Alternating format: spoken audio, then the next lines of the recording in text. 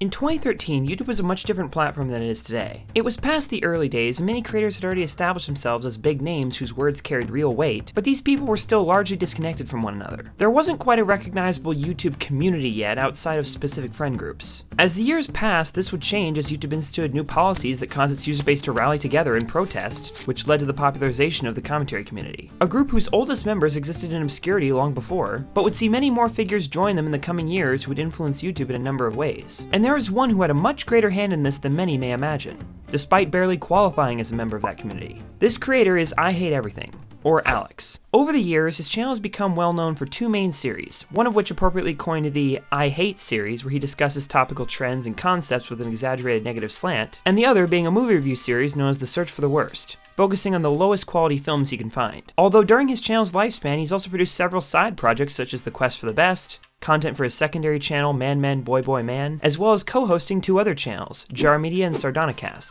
The former being home to a variety of content created by Alex and his friends Ruben and Jamie, along with a podcast they all share known as Jarcast. The latter channel is devoted to a second podcast Alex is involved in known as Sardonicast, hosted by Alex, Adam, and Ralph, who are all popular YouTube figures specializing in movie reviews. But in describing Alex's content and the groups he takes part in, it may seem odd to suggest he had a hand in anything commentary related as that genre was developing. His I Hate series does fall under the definition of the word, but not the associated community. Criticizing vague ideas is far different than criticizing others or the website itself, which is what the commentary community specializes in and what ties them together. No matter how pointless or shallow it can be to spend your time criticizing whatever YouTuber messes up each week, the fact that these creators need to be aware of what every major internet figure is doing to be able to go about producing their content has resulted in many similar people bonding to one another and forming a community much more powerful than the sum of its parts. But I Hate Everything is an example of someone who's become an unofficial part of that group without even producing its signature content. Because being a figure like this isn't just about videos. It's about influence. Alex was and is viewed as a member of the YouTube commentary community, and the influence he's carried within it is undeniable.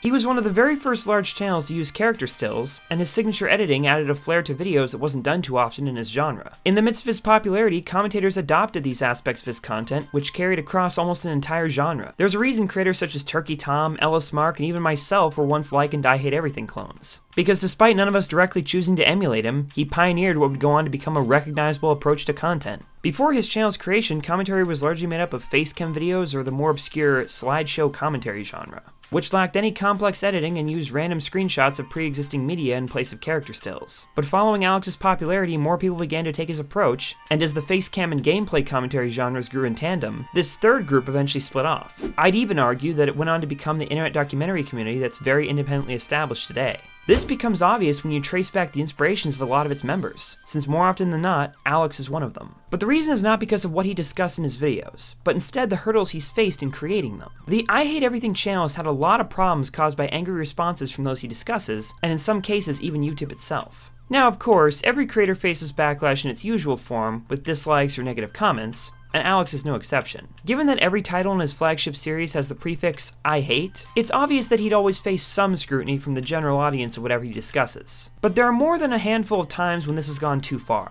and resulted in YouTube's takedown system being abused to delete his content, usually under the grounds of copyright infringement. Sometimes this occurs through content ID claiming, like with his review of the Gummy Bear movie, which was blocked worldwide for a brief time, but in other instances it's a personal attack from those involved with the material he discussed. One example being his review of the movie The Room, which was hit by someone at Wizzo Studios. The video was taken down with a copyright strike for about a week, the 1 week I chose to go on holiday. I came back from holiday to find that the strike was gone. The video is watchable again now. I emailed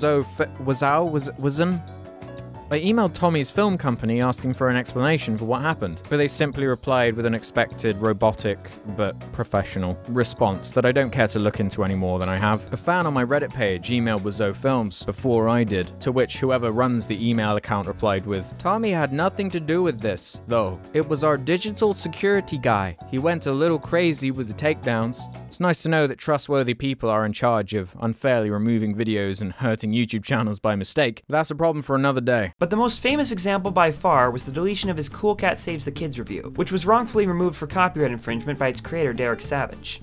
Hi, I'm Derek Savage of Cool Cat Productions. I'm the creator of Cool Cat, and I also produce and direct the feature films.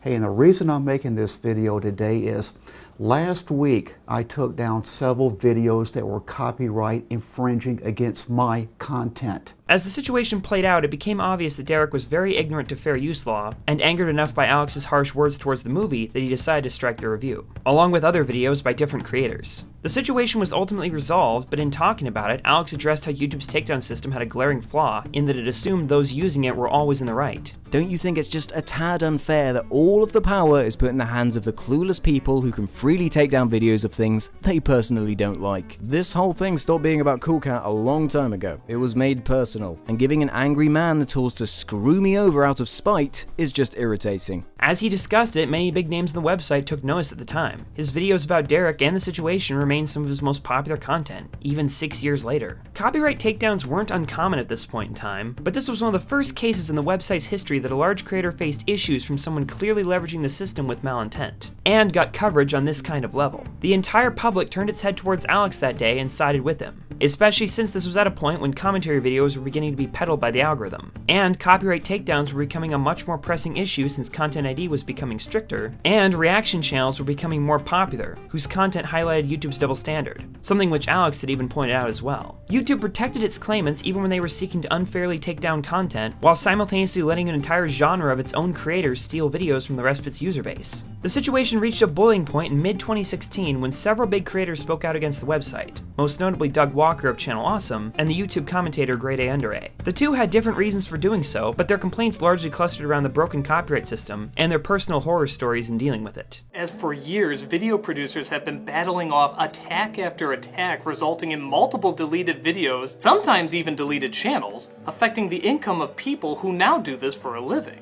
But okay, so some companies are gonna be unfair and some even make mistakes. At least they're gonna try not to do it again, right? Why?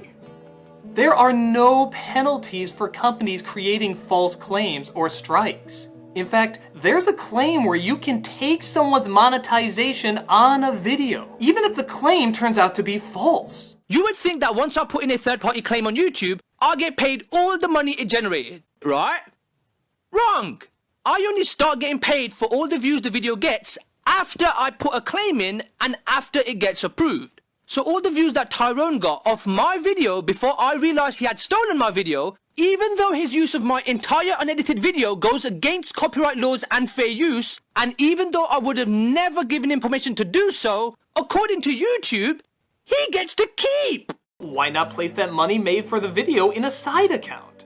That way if the claimant releases the claim, the money should go to the creator. In Doug's video, Alex even makes an appearance to discuss his own situation with Derek's copyright strike on the Cool Cat review. Hi, I'm Alex from I Hate Everything. 3 days after I released my review of Cool Cat Saves the Kids, a terrible, infamously bad movie, I received a suspicious copyright strike from the director of the movie himself, Derek Savage, who over the course of about a month used this unfair strike to censor and restrict my channel, and even tried to bully an apology out of me in private emails I've since made public. This clueless man, who has shown multiple times that he has about as little understanding of how the fair use law works as he is knowledgeable in competent filmmaking, was given the tools to waste my time and threaten my livelihood purely because he didn't like my negative review of his god-awful movie. These videos were posted at a time when frustration from the YouTube populace was at an all-time high, and this only helped catapult the controversy into the spotlight for new audiences to see. It became so widespread that even Susan Wojcicki herself responded to the situation, using the hashtag started by Doug and Grade. Eventually, she even announced changes made to the site in response to their criticisms, albeit very minor. But this controversy had an unintended ripple effect. Many of those who'd voiced their grievances became authority figures whose words carried much more weight to audiences. I'd argue that Alex in particular was held to the highest regard, simply because while Doug and Grade had their fair share of faults that undermined their credibility to some, Alex's reputation was nearly spotless at that time. It made him much easier to root for since he seemed like a clear-cut good guy in the controversies he'd been involved in. His bad experiences with the website got him massive attention from commentary-based audiences who started to look up to him as both a creator and YouTube martyr. And this effect only grew stronger with time as Alex faced more issues as a result of the website's flaws, like when his channel was temporarily deleted for reasons that are still largely unknown. My channel was taken down on the 19th of January and I received 2 emails at the exact same time. One that said, due to repeated or severe violations of our community guidelines, your YouTube account I Hate Everything has been suspended. Okay, thanks for the warning, guys. In the second email I received at the same time, it said the community flagged one or more of your videos as inappropriate. After reviewing the content, we've determined that the videos violate our community guidelines. As a result, we removed the following videos from YouTube: destroying the little panda fighter. The channels who defended Alex during this situation should be an indication of which crowds had been paying him the most attention. Pyro, H3, Jax Films, Grade, Your Movie Sucks, iDubbbz, Chris Stunkman, Creeps McPasto, Leafy, Max Mofo, Boogie even made a really perfect video summarizing the situation. Of all the channels who faced unfair treatment at the hands of the website itself, I'd argue I Hate Everything is one of them. Of course, there are many other figures who have gone through worse, but in most situations that person is either so famous that they're held to entirely different standards by the website, or they're partially at fault for these problems through actions of their own. Alex, on the other hand, was still a small enough channel to experience problems that most others could realistically run into, and none of which seemed to be in his control, which made him a grounded figure many could relate to. The baffling nature of the hurdles he ran into spoke volumes about the website, and in addressing them, it turned Alex into the spokesman for the YouTube user base, as this news flooded out across the internet. This is why, despite his actual content, many consider Alex a commentary figure, and why, when big events within the commentary community were occurring, he was often prodded by others to give his thoughts, which tended to result in joke videos. Today, the I Hate Everything channel is largely stagnant and disconnected from any controversy, and as a result, Alex has settled into the role of a movie review channel to most onlookers. He's experienced some controversy in the past few years, but nothing to stain his reputation or give him enough material to speak out against the website. So nothing's taken a particularly good or bad turn. But in my opinion, the events of his past carried much more weight on YouTube than anyone would guess. His time exposed to a new audience made him an inspiration to communities outside his own, and that inspiration echoed out over the years and resulted in more figures adopting a similar approach. I'm not going to say that the I Hate Everything channel was truly innovative with its content, but I would definitely argue that it did shift a genre of commentary creators towards a new style. He may not have been the one to create that style, but he definitely popularized it after his time in the spotlight. Because at the end of the day, people don't just look up to those who are similar to them, they look up to those they view in high regard. So even without being a commentary channel, Alex's experience made him a respected figure in a community he'd never tried to become a part of. And in my opinion, that's pretty great.